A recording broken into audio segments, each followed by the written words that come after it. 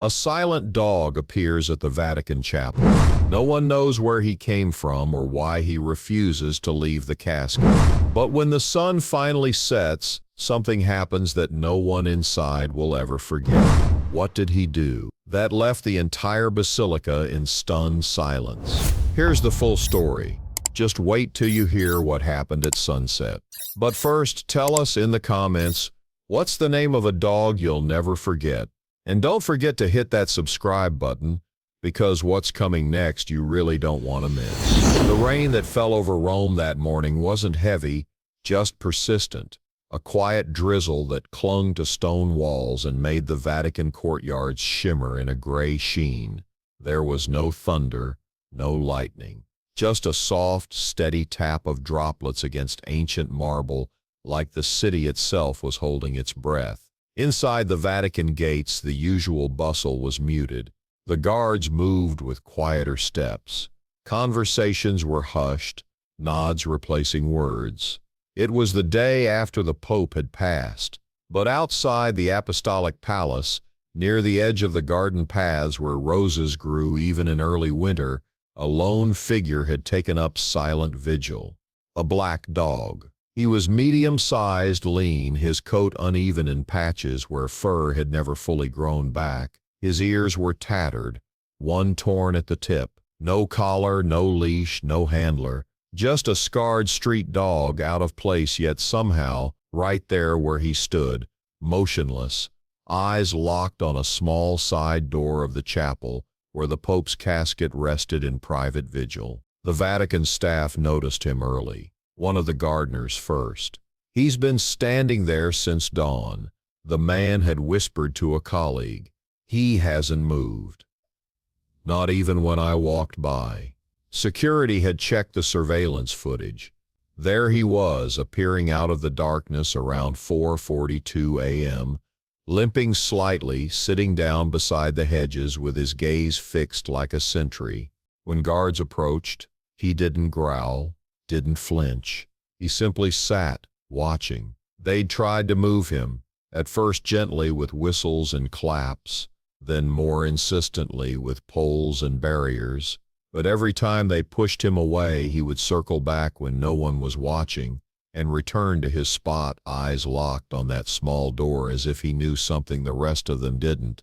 By mid-morning, someone asked, "Whose dog is he?" No one had the answer. But deep within the Vatican's private records, among notes not meant for press releases or public eyes, was a story known only to a handful of people, and it began 2 years earlier. Back then, he was just another stray in Trastevere, Rome's oldest quarter, a tangle of alleys and laundry-strung balconies. Its charm drew tourists during the day, but at night, the streets belonged to the forgotten. Among them, this dog. Locals called him Nero, though no one knew who first named him. He didn't beg like the other dogs. He didn't approach humans. He watched from a distance, suspicious and calculating. There were rumors someone had kicked him so hard his back legs never quite straightened again. Others said he once belonged to an old beggar who died on the church steps, and the dog had waited beside the body until the police took it away. Whatever the truth, Nero avoided everyone, until the day a plain-clothed man in white shoes and a simple black overcoat stopped in the alley with a brown paper bag. He knelt without a word and placed a small portion of his sandwich, ham and bread on a flattened napkin. Then he stood up and walked away. Nero didn't move. But an hour later, once the alley was quiet, he crept out and took the food. The next day, the same man came. This time, he waited a little longer. By the fourth visit, the dog approached within 3 feet, tense but curious. On the 7th visit, he took the food from the man's hand. No eye contact, just a cautious, trembling trust. The man was Jorge Mario Bergoglio, better known to the world as Pope Francis. No cameras, no security detail, just a habit he had, wandering on foot in the early mornings before sunrise, often alone, often to pray or clear his thoughts. That's when he found Nero. Or maybe it was Nero who found him. The friendship grew. slowly, steadily. No one in the Vatican could explain it. The dog would appear at the gates around dawn, and Francis would meet him. At first it caused some friction with security. Then, at the Pope's quiet insistence, they allowed it. Eventually the dog was led into the gardens, always under the silent supervision of the Pope himself. He never wore a collar, never barked, but he was always there just behind Francis as he walked the hedgerows, or beside him under the olive tree where the Pope liked to sit in the late afternoons. Francis never gave him an official name, but he once called him testimone, witness, a silent observer of things the world didn't see. And when Francis fell ill, Nero waited outside the papal apartment for days without moving. As the condition worsened and the Pope's public appearances dwindled, the dog vanished from view until the morning after Francis's death, when he returned to the chapel door where the casket now rested and sat. By midday, whispers had spread. "The Pope's dog is here. He won't leave." Reporters stationed outside the Vatican walls began speculating, piecing together fragments of rumors, but the Vatican staff remained mostly silent. There were no press statements, no official commentary. Inside those ancient walls, grief moved quietly, heavy and private. Only a few were allowed near the body before the official funeral: cardinals, bishops, select staff. And yet someone left the chapel door open, just slightly. No one admitted to doing it, and that was when Nero entered. No fanfare, no announcement. He walked down the center aisle of the small private chapel, his claws ticking softly against the stone floor. He moved slowly, cautiously, but without fear, and when he reached the casket, he stopped, then lay down beside it. That's where the first photograph was taken, from far back in the shadows by a stunned seminary assistant with trembling hands and tear-blurred eyes. A black dog, head resting gently against the base of the simple wooden casket, his eyes half closed in a look of exhaustion and understanding. The image would later circle the globe. But in that moment, no one dared move him. Throughout the day, the chapel remained quiet. The Vatican guards rotated shifts, some keeping an eye from afar, some sneaking closer to see the dog for themselves. Every now and then one would kneel nearby in prayer, not just for the Pope, but for whatever grace had brought this dog into their world. By late afternoon, the rain had stopped. The sun, hidden behind clouds all day, began to lower itself into a bruised sky, its fading light filtering through the stained glass windows in streaks of red and gold. And still Nero didn't move. He hadn't eaten, hadn't barked, just lay beside the casket, as though his mere presence was part of the ritual. By late afternoon, the rain had stopped. The sun, hidden behind clouds all day, began to lower itself into a bruised sky, its fading light filtering through the stained glass windows in streaks of red and gold. And still Nero didn't move. He hadn't eaten, hadn't barked, just lay beside the casket as though his mere presence was part of the ritual. Some swore they saw his ears twitch whenever someone entered.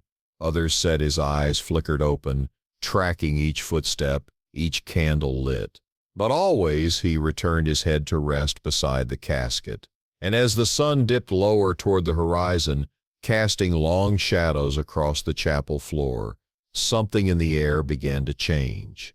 A kind of stillness, as if time itself were slowing, pausing to observe. Then came the moment that would be remembered. At exactly 6:47 p.m., as the last sliver of sunlight pierced through the rose window at the chapel's rear, Nero stirred. Slowly, as though waking from a deep, aching dream, he stood.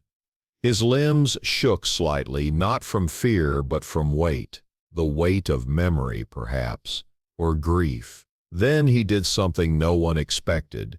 He looked up, straight up, as if staring at something no human eye could see. And then he stepped forward and did what would later be described in headlines as breaking every heart in the chapel. But that part is still to come. The chapel was dim now, lit only by the gentle flicker of tall beeswax candles and the final hues of sunset bleeding through stained glass. The shadows had stretched across the floor like cloaks being drawn slowly over the stones. No one spoke. No one moved. Those few who remained inside, including 2 junior guards, a groundskeeper, and Sister Maria, stood at a distance watching. They had all heard the whispers, how the Pope had once befriended a dog who didn't trust anyone. Some dismissed it as rumor. Others knew better.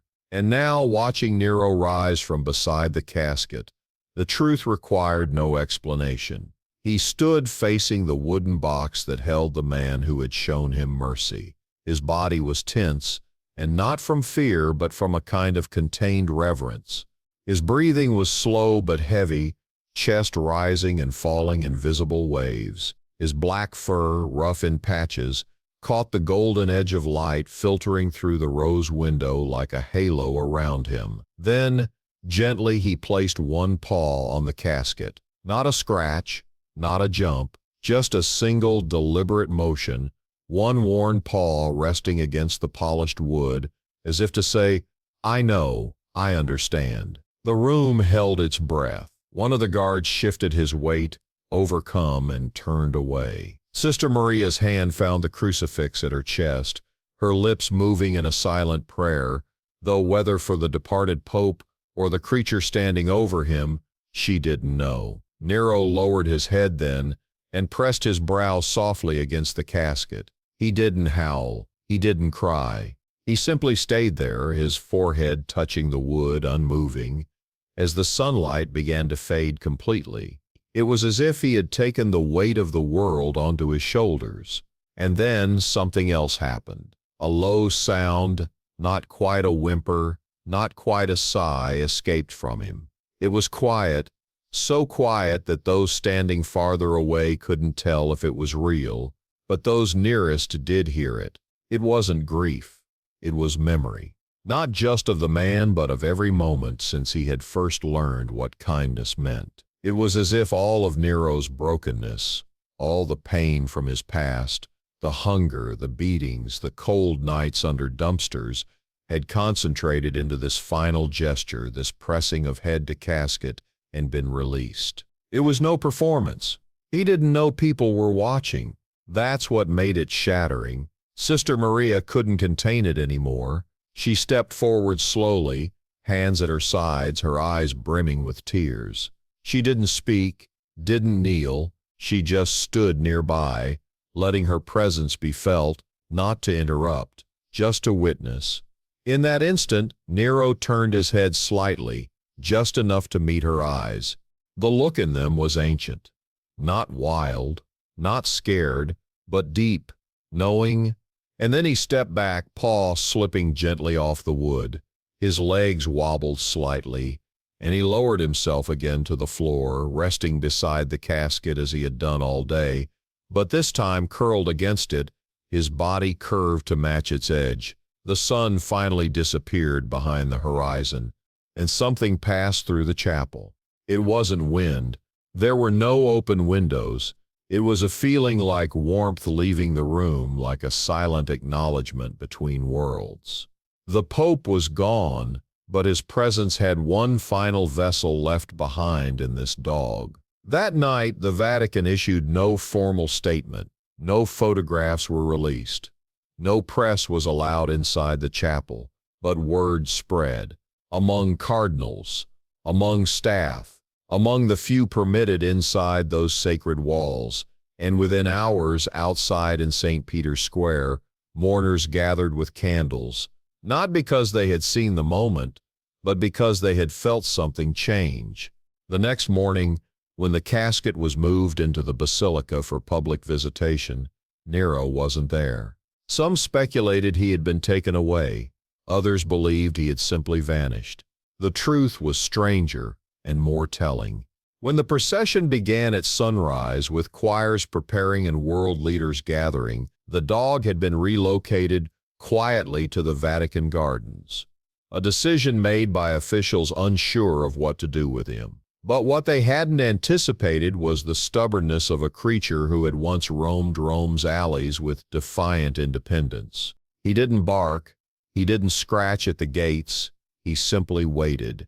And when the casket passed through the inner courtyard, one last journey before entering the Basilica, he was there, watching from behind the hedgerows, not pacing, not whining, just sitting perfectly still. And when the bells tolled, he stood again. This time he walked, not toward the casket but away from it, slowly moving through the winding paths of the Vatican garden, as if retracing memories. He passed the olive tree where he once sat with the Pope, past the fountain where Francis had once splashed water from his palm so the dog could drink, past the stone bench where, one late afternoon, the Pope had rested his hand on the dog's head without saying a word. Each step seemed to pull a thread of memory behind him, invisible but undeniable, and as the procession entered the Basilica and the world turned its eyes inward, Nero reached a small shaded alcove beneath a crumbling statue of Saint Francis of Assisi. There he lay down once more, but this time he faced the direction of the Basilica and waited. Inside, the grandeur unfolded. World leaders took their seats. Choirs sang from balconies. Incense rose like mist. The casket was placed on display before the altar, and photographers discreetly documented every moment. But those who had witnessed the dog the day before found themselves distracted. Their eyes drifted toward the entrance, their minds returning to the simple image of a creature too honest for ceremony. The dog had shown them something no eulogy could. Grief in its most unfiltered form. It was as if he had delivered the true farewell. As the service reached its midpoint, a Vatican official entered the gardens, sent to check on the dog's whereabouts. What he found made him stop cold. Nero was still lying beneath the statue, but something in his posture had changed. He was stiff, still, eyes closed, breathing, shallow, not sick, not injured, but exhausted in a way only grief could explain. The official knelt, reached out a cautious hand, and Nero's eyes opened, just barely, then closed again. He wasn't dying, but something had left him. Like a soldier who had finished his last duty. Word of this reached Sister Maria by midday. She asked, no, insisted, to be allowed to visit him. When she arrived at the alcove, the dog didn't lift his head, but as she knelt beside him, her presence stirred a soft thump of his tail against the stone floor. Just once. She sat with him in silence for nearly an hour. No words, just presence. Then, as the bells rang again for evening prayers, Nero stood up, unsteady, deliberate, and began walking toward the Basilica. The guards moved instinctively to stop him, but Cardinal Battista raised a hand. He had watched it all from the courtyard window. Let him in, he said. One more time. Nero entered through a side aisle. No cameras caught it. No announcement was made. The massive basilica was filled with thousands, but only those in the front noticed as he made his way quietly, without hesitation, toward the casket once more. A guard moved to intercept him, but Cardinal Battista, standing near the altar, gave a small nod. The man stepped aside. Nero reached the casket again. This time he didn't lie down. He stood and lifted his head. And then, as the final streaks of sunlight entered the basilica from the high dome, he howled. Once, a long, mournful, trembling sound that rolled across the marble, echoing off pillars and ceilings and into the hearts of every human present. It was not loud, but it was absolute. A cry pulled from the core of love and loss and the impossibility of goodbye, and it was that cry at sunset that made people rise from their seats, not in panic, but in reverence, as if they understood that this, more than any hymn or ritual, was the final act of farewell. The howl had faded, but its echo remained, a sound not just heard but felt, inside ribs, behind eyes, deep in places where grief lives unspoken. It hovered there in the basilica like incense, lingering long after Nero had lowered his head once more. Nobody spoke, not even the cardinals, those seasoned men who had presided over countless rituals and buried pontiffs before. For the first time in memory, Vatican protocol didn't know what to do, so they did nothing. The choir did not resume. The organist kept her hands still above the keys. The congregation simply waited. And in that silence, a kind of clarity arrived. Not from doctrine, not from scripture, but from the posture of a dog, head bowed, spine straight, unmoving in devotion. No human could have choreographed what was happening. No plan, no script, just presence, raw and real. The guards who had once blocked Nero now stepped back. The cardinals who once questioned his place now stood in solemn respect. And the people, those thousands seated beneath the dome of St. Peter's, understood. They were witnessing something that defied religion, or maybe perfectly embodied it, a final communion. Outside the basilica, the setting sun bathed the square in orange and gold, casting long shadows behind statues of saints. Pilgrims, unaware of the moment unfolding within, continued their quiet vigils. Candles flickered on stone steps. Children clung to rosaries they didn't understand. But inside, time had paused. Cardinal Battista, white-haired, once hardened by duty, stepped toward the casket. Not to begin the next phase of the Mass. Not to move the dog. He merely stood beside the coffin, facing the crowd, his face etched with something older than sorrow. Gratitude. Then he turned, placed a hand gently on Nero's back, and said nothing. Nero did not flinch. He didn't even turn to look. He just stayed, and in staying he spoke louder than the cathedral's ancient bells ever could. Later that evening, the basilica doors were quietly closed to the public. Officials began preparing for the final transfer of the Pope's body to the underground crypt where he had chosen to be buried, not among the lavish tombs of his predecessors, but in a modest vault beneath a humble stone slab. When attendants returned to lift the casket, there was an unspoken agreement. They would wait until Nero rose on his own, but he didn't. So Cardinal Battista knelt again, stroked the dog's side, and whispered, "It's time, little one."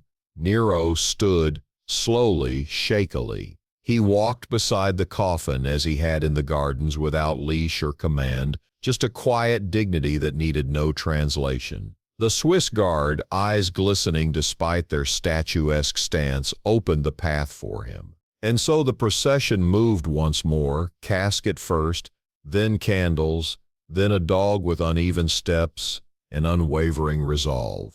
In the crypt, there was no audience, no choir, no cameras, only a few clergy, the guards, a physician, and Sister Maria. The moment the coffin was gently placed in the tomb, Nero lay down in front of it again. And this time, everyone waited, not out of obligation. Out of reverence, they waited 10 minutes, then 20, then nearly an hour. No one dared move him. Then, with one final visible breath, Nero stood, turned his body to face the exit, and walked towards Sister Maria. She knelt, arms open, not to command him, but to receive him if he chose. And he did. He pressed his head into her shoulder, just once, then turned again, gazing back at the tomb, and let out a quiet sigh. That would be the last time he saw it. In the weeks that followed, the world caught up. Images leaked. Someone inside the basilica, still anonymous, had taken a photograph during the sunset howl. It showed the silhouette of a dog against the glow of stained glass, his head raised to the dome. No angle, no caption, just that single defining frame. It went viral within hours, and with it came questions. Who was he? Where did he come from? Why was he allowed inside? The Vatican never issued a formal statement, but Cardinal Battista did make one quiet remark to a journalist off record. He was not let in. He belonged there, that was all. Offers poured in. Wealthy donors wanted to adopt Nero. Animal rights groups proposed turning him into a symbol. News networks begged for interviews. A Hollywood producer even inquired about a film. The Vatican ignored it all. Sister Maria, under the guidance of the cardinal, took Nero into the private residence garden where Francis once lived before moving to official quarters.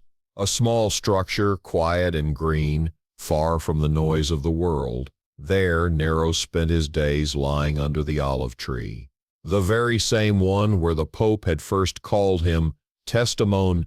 One morning, weeks after the funeral, Sister Maria brought Nero a fresh bowl of water and found him staring toward the Basilica. He hadn't moved in an hour. She sat beside him, watching the same view. Tourists were milling about, bells rang at a distance, but up close the silence between them was complete. Then she said quietly, "He's still here, isn't he?" Nero didn't react, but something in the wind seemed to agree. In the months that followed, Nero's presence took on a quiet symbolism inside Vatican walls. He became a kind of living echo of a man who had led with humility, of the unspoken connections between the sacred and the forgotten. Priests walking the garden would pause to greet him. New recruits of the Swiss Guard were told his story. Children from visiting orphanages were allowed to pet him under supervision. Some cried. Some just sat beside him, comforted without words. He never barked, never strayed, and he always slept under the olive tree. One early autumn morning, as leaves began to dry and fall gently around the garden, Nero didn't wake up. He was curled into a loose crescent, as if in peaceful sleep. His breath had simply stopped, quietly, softly, without struggle. A Vatican physician confirmed it. He was not sick, not in pain, just tired. Sister Maria was the first to find him. She knelt, placed a palm on his chest, and whispered, "You did everything you came to do." Then she cried, not out of devastation but gratitude. Later that day, Cardinal Battista held a small private gathering in the Pope's garden. Just 7 people. No public, no press, no eulogy. They buried Nero beneath the olive tree. A modest stone marker was placed there. It didn't bear dates, just a line etched in Latin. Fidelis usque ad occasum, faithful until the setting, and below that in smaller letters, testimone. Years passed. Popes came and went. Policies changed. Political waves rose and fell, but the olive tree remained, and so did the stories. Visitors to the Vatican gardens are still sometimes told in quiet tones the dog who waited by the Pope's casket, and how at sunset he did something no one could explain, but everyone remembered. Not because it was dramatic, but because it was real, and because in a place ruled by tradition, it reminded everyone of something deeper than ritual, the way love outlives even the greatest lives, and how sometimes the most powerful farewell is spoken not in words, but in a howl at sunset. If this story stayed with you even a little, just wait till you see what's coming next. Hit like, tap subscribe, and turn on the bell, because the next one, it might just hit even harder. You won't want to miss it.